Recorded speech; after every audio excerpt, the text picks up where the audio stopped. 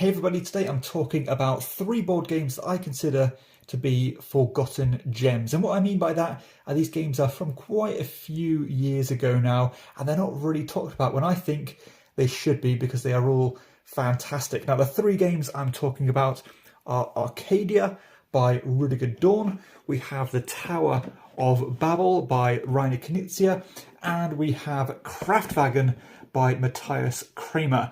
Now, before I get into my review of these 3 games, I want to give a shout out to the show sponsor, KIENDA.co.uk, who are my go-to online retailer when it comes to purchasing board games here in the UK. And if you use my link in the show notes or the QR code, then you can get 5% off your first order.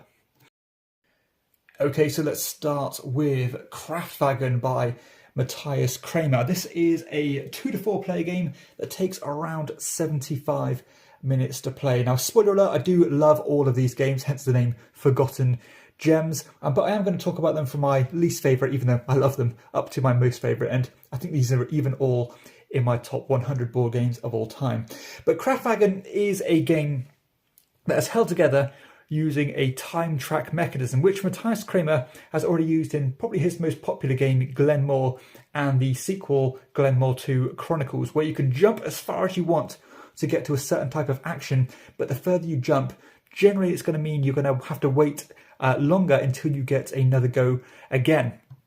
Now, in this game, you are essentially trying to manufacture cars. Now, these cars come in kind of 2 different pieces. You've got the actual body of the car, and you have the engine of the car. You're also trying to increase the engine in your own personal car to compete in this race by going around this little loop more and more. If you win the race by the end of the round, you'll get some points, and the more laps you do, the more points you get. But the thing I really love about this game is this supply and demand mechanism. As when you are manufacturing these cars, you are trying to put them up for market based on the wants and needs of certain customers. You have 4 different types of customers, which the players can actually have some control over about who's going to be out there looking for cars. Now, those customers are going to prioritize things based on what they want. So they're going to want either the best body of car, they want the best engine of car, they want the cheapest car, and they also want the most prestige on a car, which basically means the most helpers on that car, which you can kind of basically sacrifice. But I like the way that having one customer buy something might change the dynamics of what every other customer wants, because you might sell the car with the best body, but that car might have also had the best engine, meaning that now the next customer in the line, which is the one who wants the best engine, now wants a different car. So you can really manipulate that market, and you have to be quite careful about how that resolves. It's just a really simple mechanical way to simulate that, again, that supply and demand of those different customers. That's pretty much the gist of the game. You know, for a Matthias Kramer game, who's normally known for his slightly heavier Euros, such as Rococo or Lancaster, this one is a touch below those in terms of the complexity, but I still do think this game has a lot going for it. There are some good decisions. There's a few little paths to victory. There's some public objectives to go for. And you know, considering this game is so different to a game like Glenmore, but they still have that core mechanism of that time track, I think that's quite an accomplishment. Sadly, this game doesn't play terribly well at 2 players. You want to have at least 3 ready because of that supply and demand market. And it's maybe not the best game to look at, but it's a hell of a lot of fun. And there's even these really cool characters that you can draft to give you, game-breaking rules, such as making your car faster and things like that. So yeah, I really do think this game strikes a really nice balance between being accessible but still feeling like a true Euro, and the fact that it plays again in around an hour is just really nice. Again, if you want a medium lightweight Euro, this is one to definitely cast your eye over. A lovely, lovely game, and I recommend it strongly. So that is Matthias Kramer's Kraftwagen. Next up I have Arkadia by Rudiger Dorn. This is a 2 to 4 player game that takes around 40 minutes or so to play. Now, you might recognise Rudiger Dorn's name for designing games such as Luxor, Istanbul, Las Vegas Royale, tons of different styles of games. And Arkadia is different to all the other ones that I've played of his. And this game is actually borderline abstract. And generally speaking, I'm not a huge fan of purely abstract games, but something about this one just works for me. So in this game, very straightforward mechanically.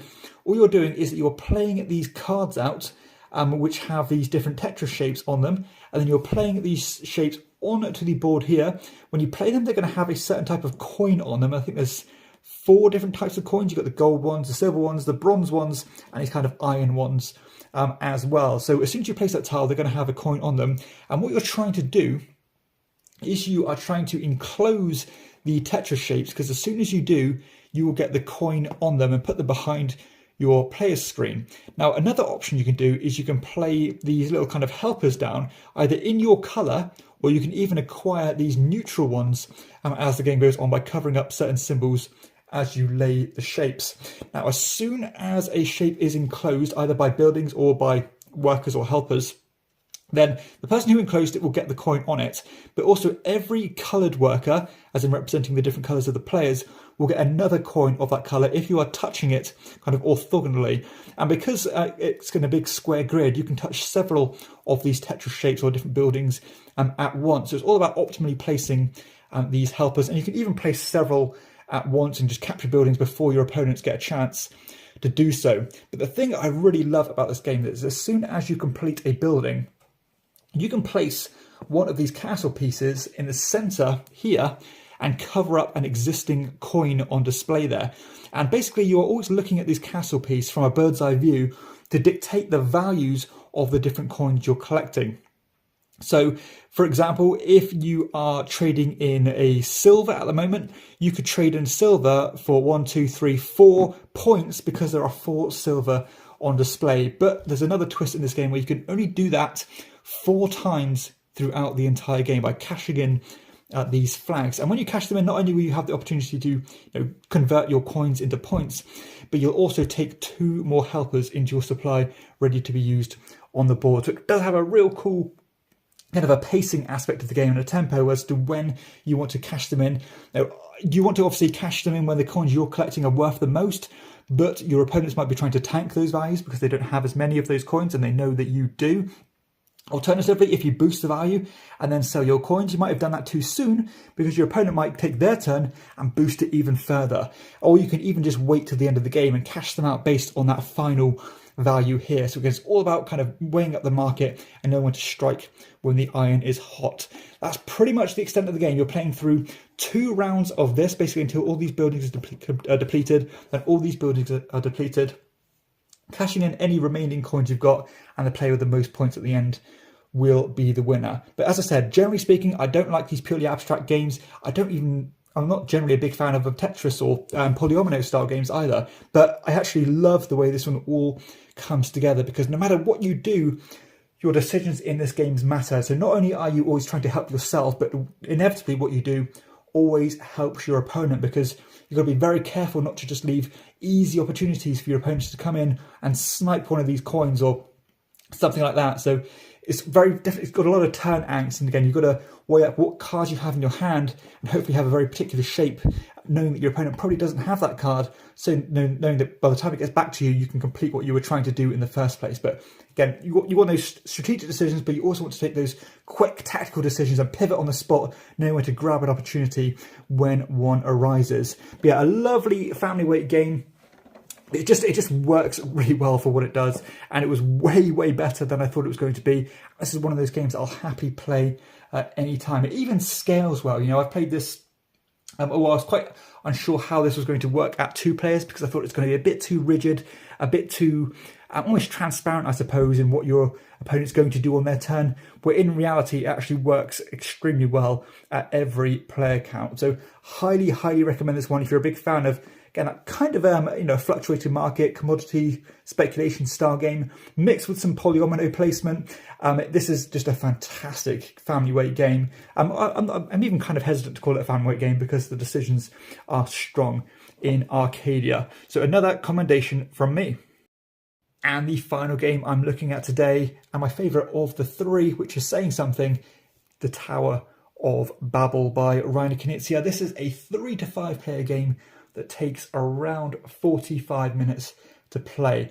Now, this is a game that I would definitely consider being unique, and I know that word is often overused, but I really do mean it in the case of the Tower of Babel. Even though what you're trying to do is fairly simple, as you are managing a hand of cards to try and build these 8 different wonders on the board. So on your turn you have, I think it's 2 different options, the first of which is to draw cards, and the second of which is to try and build one of the pieces of these wonders. And when you do that, you're going to put your player marker on the wonder you want to build, and you're going to place one of the 3 kind of parts of that wonder that need to be built, which require a certain quantity of cards. You can see here, this token wants 6 camel cards, or this one wants 4 of these crane cards. So they do kind of fluctuate in their difficulty to achieve.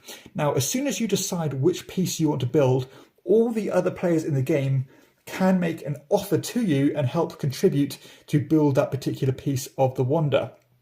And you can choose either to accept their offer or to reject their offers. You can even accept several players' offers at once.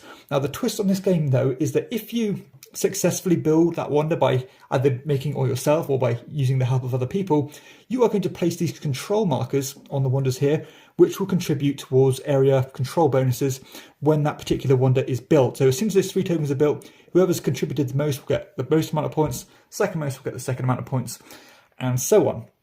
However, if you do not accept another player's offer, then they are going to get a point for every card that you did not take.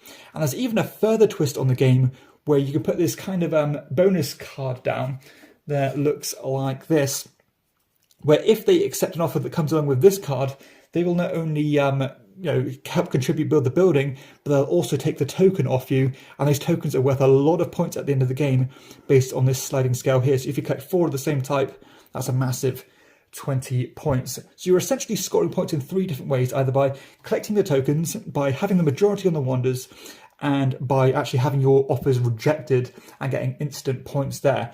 But I love the level and the kind of wrinkles and the nuance as to how these offers are resolved, because you can really leverage your offers to your benefit. Like, for example, if you know that your opponent needs 1 card to complete a wonder and that one short, you could say, well, you know what, I'm going to put all 4 of my cards down, knowing that you're not going to accept the offer, and then I'm going to get a massive 4 points. Or you can even say, I'll give you that 1 card, but I want the token as well. And I can go on about this all day about how every circumstance is going to change and manipulate the offer that you're going to make, because even you might even be willing to accept a pretty poor offer simply to keep one of those, either the token or the majority, or even just to risk, or not even to give away too many points to your opponent. Because if you're always rejecting your opponent's offers, that's a hell of a lot of points you're giving away if you know they have a certain amount of cards in their hand. So yeah, this is a really dynamic game, very interactive and very clever. I think maybe at first face value, a few things could go amiss if you're not fully invested. But if you really start to understand how all the different moving parts of the game come together, there's a lot to cover and unravel here and really sink your teeth into if you want a game like this, game with that constant thread of player interaction, knowing how to manage your hand of cards, know when to replenish your hand of cards, even know when to sit back and not make an offer to make your opponent fail in their bid to build one of the monuments, because they're going to essentially waste their turn. And all these things play a huge part. So this actually reminds me of a game called Ra, which Reiner Knizia is so famous for. Even though mechanically it is so different, I feel like the delicacy of the decisions you're making are just as important in this one as they are with the classic Ra. And I think if you are familiar with both the games, you might understand what I'm trying to say. But hey, this is a wonderful game. It is really growing on me. 3 to 5 players is a bit more of a niche, I suppose, because you're not going to have the ability to play it at 2. But for a negotiation game, this game actually works outstandingly at 3 players. So I personally play most of my games at 3 players, and this is just such a great option at that player count. As a looker, it's not exactly the best. The board is very drab looking, but the gameplay is certainly fascinating, and I'm loving every second of playing the Tower of Babel. So highly recommend this older Knizia game, and I'd recommend picking up a copy if you can. So that is the Tower of Babel. So there we have it. That concludes the video. I've really enjoyed talking about these three fantastic games. You know, sometimes what is old is new again, and these three older games just feel as fresh as anything out there on the market at the moment. So I highly recommend you at least cast your eye over these ones. If you have enjoyed the video, please be sure to hit like and subscribe to my channel and check out my other content too. But for everybody else, I'll see you next time on Chairman of the Board. Bye bye.